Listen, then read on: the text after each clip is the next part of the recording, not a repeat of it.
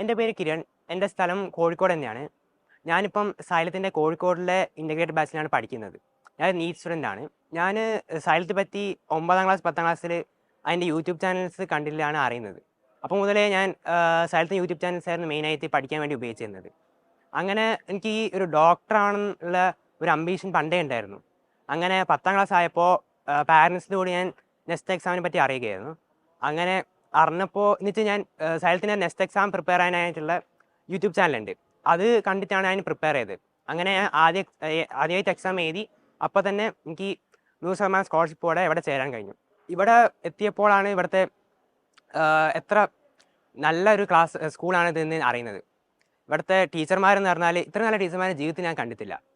അവർക്ക് ഓരോരുത്തരുടെ വിഷയത്തിൽ വാസ്തവത്തിലുള്ള ഇൻഫോർമേഷൻ ഉണ്ട്. അതുപോലെ അവരെ ടീച്ചിങ് സ്റ്റൈല് എല്ലാം ഇത്രയും നല്ല ഒരു ടീച്ചിങ് ലേണിംഗ് എക്സ്പീരിയൻസ് എനിക്ക് ഇതുവരെ കിട്ടിയിട്ടില്ല. അതുപോലെ സൈലം ഇവിടെ ചേരുമ്പോൾ ഓരോ കുട്ടികൾക്കായിട്ട് ഈ ഒബ്ജക്റ്റീവ് അതുപോലെ സബ്ജക്റ്റീവ് പ്രിപ്പയർ ആയിട്ടുള്ള മെറ്റീരിയൽസ് തരുന്നതാണ്.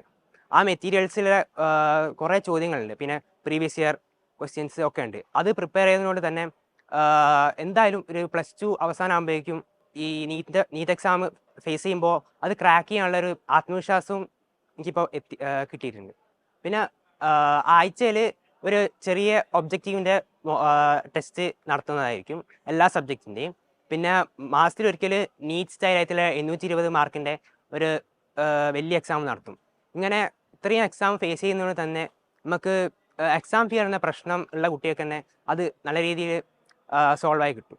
പിന്നെ പലരും വിചാരിക്കും ഈ +1ൻ്റെ കൂടെ തന്നെ നീറ്റും പ്രിപ്പയർ ചെയ്യുമ്പോൾ വളരെ പ്രശ്നമായിരിക്കും, അത് പഠിക്കാൻ ഭയങ്കര പണിയായിരിക്കും എന്നൊക്കെ. പക്ഷേ ശരിക്കും പറഞ്ഞാണെങ്കിൽ എനിക്കതുകൊണ്ട് വലിയ പ്രശ്നമൊന്നും തോന്നിയിട്ടില്ല. ഇവിടെ വന്ന ശേഷം അത് രണ്ടും കൂടി സുഖമായിട്ട് നമുക്ക് പോകുന്നുണ്ട്. ഇവിടെ അങ്ങനെയാണ്.